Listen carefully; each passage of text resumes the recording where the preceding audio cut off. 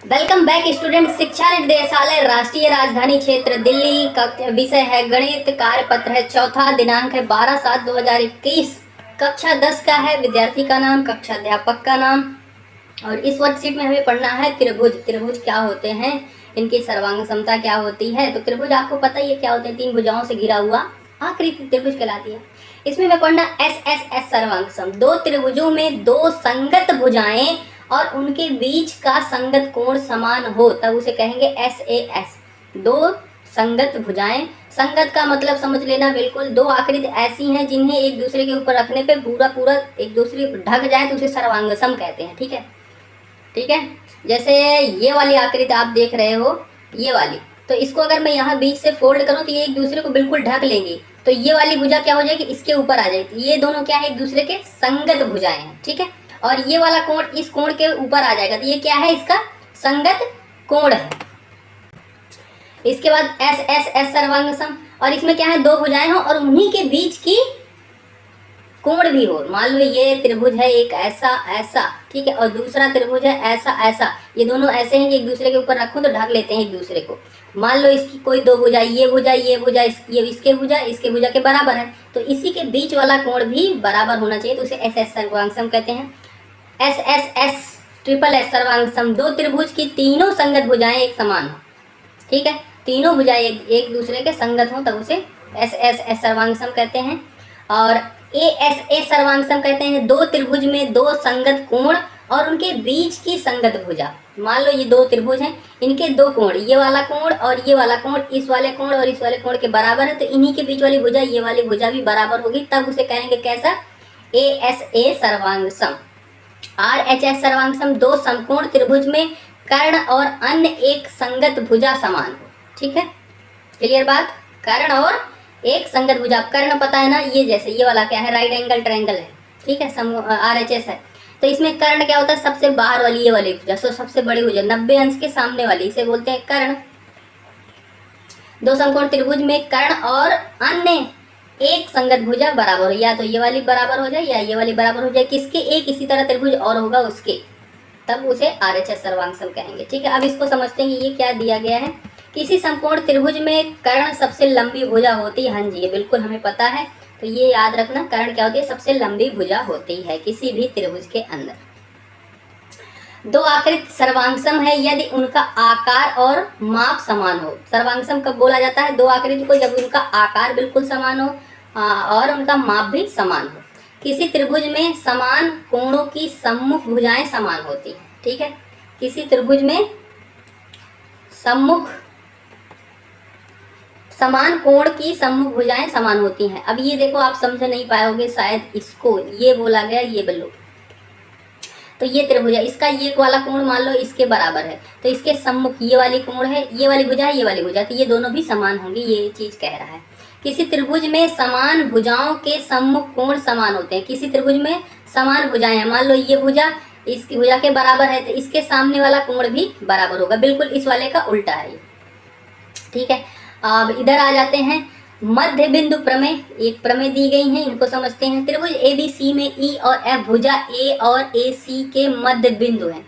ABC ये त्रिभुज दिया गया है, ई और एफ क्या है, ए बी और ए सी का मध्य बिंदु है, तब क्या हो जाएगा, ई एफ पैरेलल होगा, समांतर होगा बीसी के।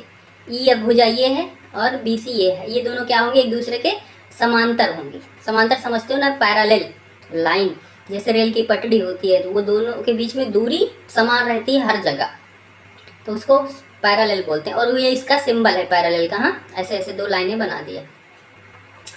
एक प्रमेय यहाँ पे भी है, त्रिभुज पी क्यू आर में पीटी मध्यिका है, पी क्यू आर, इसमें क्या है, पीटी ये क्या है, मध्य बिंदु है, क्यू आर की मध्यिका है। क्यू टी और आर टी, अर्थात क्यू टी और आर टी, ये जब टी मध्यिका हो गया तो ये दोनों बराबर हो जाएंगे, अर्थात बिंदु टी भुजा क्यू आर का मध्य बिंदु है। हाँ जी, बिल्कुल सही बात है, जब मध्यिका बोला जा रहा है यानी कि ये इस वाले भुजा को बिल्कुल बराबर बीच में बिल्कुल रखा जाएगा। किसी त्रिभुज की मध्यिका उस त्रिभुज को दो समान क्षेत्र वाले त्रिभुज में बांट देती है। किसी त्रिभुज में मध्यिका क्या करती है, दो समान त्रिभुज में बांट देती है उस त्रिभुज को। तो जैसे यहाँ पे पीटी मध्यिका डाला गया, तो एक त्रिभुज ये ये त्रिभुज ये, और दोनों क्या है, एक दूसरे के समान है, बांट देंगे। यदि पीटी मध्यिका है तब एरिया ऑफ त्रिभुज पी क्यू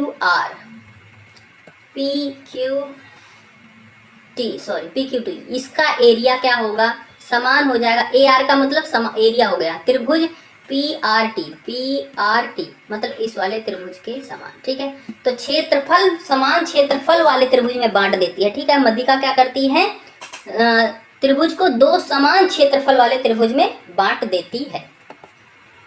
इसके बाद त्रिभुज का क्षेत्रफल हमें पढ़ना है। त्रिभुज का क्षेत्रफल होता है 1/2 आधार बटे लंब। अब आधार क्या होता है, ये नीचे की भुजा, इसको बोलते हैं आधार। और लंब क्या होता है, ये इसकी ऊंचाई, ठीक है। और ये क्या होता है, कर्ण बोलते हैं, लंब आधार कर्ण, 3 भुजाएं होती हैं, ठीक है। देखिए कर्ण होता है यहाँ पे। पर फॉर्मूला जब हमें किसी त्रिभुज का क्षेत्रफल निकालना है तो ये होगा। स्वयं प्रयास कीजिए। सर्वांग सम आकृति समान आकार और समान माप की होती है, ठीक है। समकोण त्रिभुज पी क्यू आर में पी क्यू बराबर है 3 सेंटीमीटर, पी आर है 5 सेंटीमीटर। इसको मैं यहीं पे बना लेता हूँ, एक त्रिभुज बना लेता हूँ पी क्यू आर। आप इसको स्केल से बनाओगे सीधा सीधा, मेरा नहीं बन रहा है क्योंकि मैं पेन से बना रहा हूँ ऐसे। पी क्यू आर, तो इसमें पी क्यू है 3 सेंटीमीटर और पी आर है 5 सेंटीमीटर और क्यू आर है 4 सेंटीमीटर। तो दर्शाइए कि क्यू स्क्वायर पी स्क्वायर बराबर ये है, ये हमें दर्शाना है। तो हमें क्या दर्शाना है, सिद्ध क्या करना है, ये चीज़ करनी है। तो इस चीज़ को सिद्ध करने के लिए क्या मैं इसका, अगर मैं इसका लेफ्ट हैंड साइड सिद्ध करूं और आर राइट हैंड साइड के बराबर आ जाए तो हो गया, ये सद्य दर्शा जाएगा। हमें इसमें कुछ नहीं करना, पी क्यू की जगह में जो इसकी भुजा की साइड दी गई उसका मान रखना है। पी क्यू दिया गया हमें 3 सेंटीमीटर, 3 सेंटीमीटर का स्क्वायर, प्लस क्यू आर दिया गया है हमें कितना, 4 सेंटीमीटर इसका स्क्वायर, और पी आर दिया गया 5 सेंटीमीटर इसका स्क्वायर। और फिर हम हल करेंगे तो 3 त्रिक का 9 हो जाएगा, 4 चौक 16 हो जाएगा, और उधर क्या है 25 हो जाएगा, 5 पचम 25, और 16 और 9 हो जाएगा 25, और ये भी क्या है 25। और यही हमें दर्शाना था कि दोनों बराबर हैं, तो हाँ जी दर्शा दिए सकते हैं, बराबर है, दर्शाया। दी गई आकृति में ई एक्स वाई का मध्य बिंदु है और ई पी समांतर है वाई जेड के। यदि एक्स जेड 7 सेंटीमीटर तो एक्स एफ ज्ञात कीजिए। ये आकृति आपको दिख रही है, एक्स वाई जेड एक त्रिभुज है जिसमें ई क्या है, मध्य बिंदु बोला गया है, और ई एफ क्या है, ई एफ ये वाली भुजा समांतर है वाई जेड के, ठीक है। यदि एक्स जेड ये क्या है 7 सेंटीमीटर है तो एक्स एफ ज्ञात कीजिए, एक्स एफ ज्ञात कीजिए। तो आपको पता है मध्यिका क्या करती है, समान क्षेत्रफल या फिर समान दो बराबर भागों में बांट देती है, ठीक है। और जब ये क्या है, ई को मध्यिका बोला गया तो ये दोनों क्या हो गई, एक दूसरे के समान हो गई, मतलब यहाँ से यहाँ तक की दूरी क्या होगी, बराबर होगी। जब भाई ये बिंदु मध्यिका है, इस वाली भुजा को बराबर भागों में बांटा, 2 बराबर भागों में, ठीक है। और यहाँ से लेके यहाँ तक की दूरी, मतलब यहाँ से लेके यहाँ तक की दूरी बराबर है, तो यहाँ से लेके यहाँ तक की भी दूरी बराबर होगी, क्योंकि ये बोला गया समानांतर है। और यहाँ से यहाँ तक की भी दूरी बराबर होगी, तो ये एफ जो है ये भी एक्स जेड को बराबर 2 बराबर भुजाओं में बांट रहा है, यानी कि ये 7 सेंटीमीटर था, 7 सेंटीमीटर का आधा करेंगे तो ये भी एक्स एफ भी 3.5 और ये भी 3.5 होगा।